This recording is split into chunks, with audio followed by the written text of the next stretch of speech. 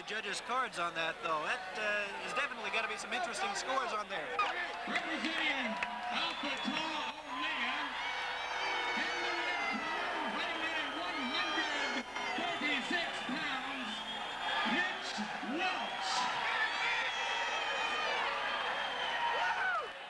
And his opponent, in the blue corner,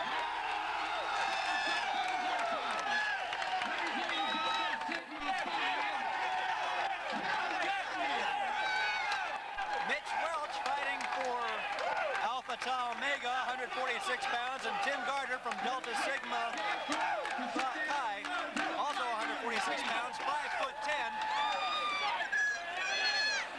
The Delta Sigs are right behind us tonight, and so it's going to be awful hard to talk over them. They're Welch a good 40 strong. Welch in the dark blue trunks with the t-shirt. And Gardner in the black trunks fighting shirtless. Gardner really looks loose and ready to go. He looks like he's in good shape. Not too much fat on that guy. He does look like he's been working out for quite some time. And there you're looking at Tim Gardner. Last-minute words with his handlers as we get ready for this last welterweight bout of the night. Again, the meeting in the middle of the ring. None of these fighters that I've seen so far tonight have seemed to adequately prepare for the fight itself. They don't have a sweat going or anything like most normal amateur or professional fighters normally do. I think we may see something a little bit different, though, with Gardner tonight because he really looks like he came here to fight. He's in good shape. Both fighters dancing in their corners. And we are starting round one. Both fighters coming out defending themselves. Oh, all of a sudden, Gardner has gone down 8 seconds into the round, and he's going to get a standing 8 count. Gardner trying to do a little peek-and-boo kind of crouch tactics in there and just peeked in a little bit too far, Gary. Back to action now. And Welch throwing an awful lot of feints in there. Now he caught Gardner on the side of the head, but Welch lost his balance, and he's going to get an 8 count. It was more of a slip. Both of these boxers are obviously inexperienced, and they are off balance every time they throw a punch. They seem to be leading with the punches instead of their bodies, which is the way it should be done. Also, if you'll notice, the Gardner in the black trunks, rather than trying to slip a punch on the inside, will lean back and throw himself off balance. There's Welch with a good left to Gardner's chin. Gardner losing his balance, and he's going to get an 8 count, his second 8 count of the round. Blood from both boxers' noses, sustained in that last exchange.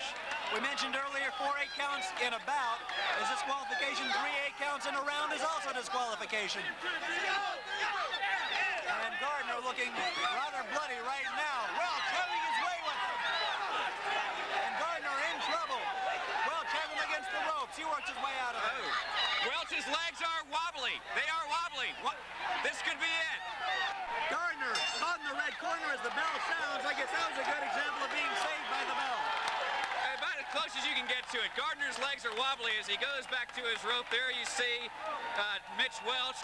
He's tired. He's almost punched himself out, but he's scored heavy blows doing it. The young woman here who's... There you see Tim Gardner, blood streaming from his nose, being talked to by his handler. And the young woman here who is carrying the round cards around has changed dresses. She's now wearing a red version of the green one she had on before.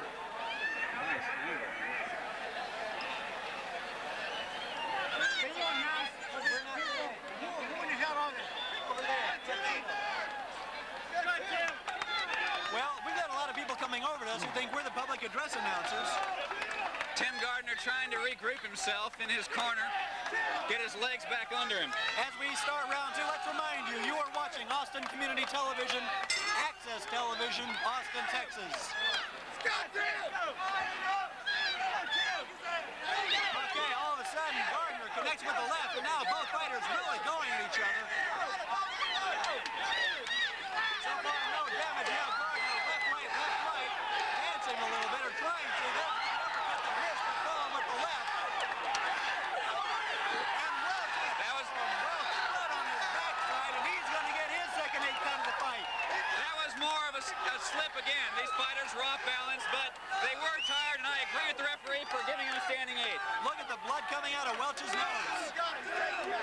Both fighters looking for position. And there goes Gardner again with the first one. It seems to me that Mitch Welch is not as in shape. He punched himself out early in this round, and Welch caught a solid combination to the head, and he's just holding his ground. He's got stopped by a left, now a right. He is pretty much just in there flailing away. a butt. It looked like a butt. And the referee did not call it. But Welch is having his way with Gardner all of a sudden. Both fighters don't seem to know where they are right now as we end round 2.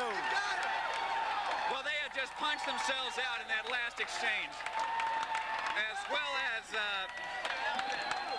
just getting totally tired. And in that, as they punch themselves out, they become more open for blows because their guard drops, and consequently their heads are completely open. Both fighters bleeding a lot from the nose, and both fighters seem to be knocked almost to the point that they didn't realize what they were doing late in the round. Well, that's because they're tired. They haven't done this that much. They're punched out, their legs are wobbly, they're off balance. Okay, let's go back and recap quickly. The first one went to Gardner. I don't think we have any discussion about that. No, Gardner took the first round. Second round, neither fighter really did an outstanding job. Neither fighter really dominated the other. No, and I believe they were both standing 8 counts for either fighter. One for Gardner at the end of the round and one for Welch at the beginning. We're starting round 3. And Gardner quickly with the right, Welch with the left. Gardner comes out the aggressor in this round. Connects again. And Welch in trouble in the corner, bleeding onto his shirt. Welch just trying to bull his way in for those defenses. Both fighters just trading punches now. Welch looks very tired. Gardner almost as tired. If Gardner can keep his jab up and keep that guard up, he'll be okay. Gardner looks in good shape right now if this fight goes to a decision. So far, he's landing. Gardner throwing the punches, but he also looks like his legs are a little bit weaker than Welch's right now. Well, he's landing heavier blows right now. He's tried to bull his way in, and he's punched himself out, and that's the first thing to go are your legs in boxing. Not your arms, it's your legs. Gardner in trouble against the ropes as the bell sounds to end round 3. But you can see Mitch Welch just lunging forward. If Welch or Gardner had stepped out of the way, he would have just gone right through the ropes and into the crowd. Well, Welch, I think in the third round, made up for the problems he had in the first round. And this is going to be an interesting decision to see who the judges award this fight to. Who do you pick in this one? You first. Well, I think I'm going to have to go with Gardner. I thought he came back from that first round humiliation almost to really effectively establish himself and take this fight away. I'm gonna agree with you there. Despite the fact that he had a lot of problems in the second half of the third round, I think overall he proved himself the much better fighter here tonight. The boxers congratulate themselves after a tough fight. It's good to see. No animosity between these two gentlemen. It's nice to know that for all the talking and all the hoopla and all the kidding that each fraternity hands to the other one, the two men can come out after a good fight like that and congratulate each other like that. Ladies and gentlemen.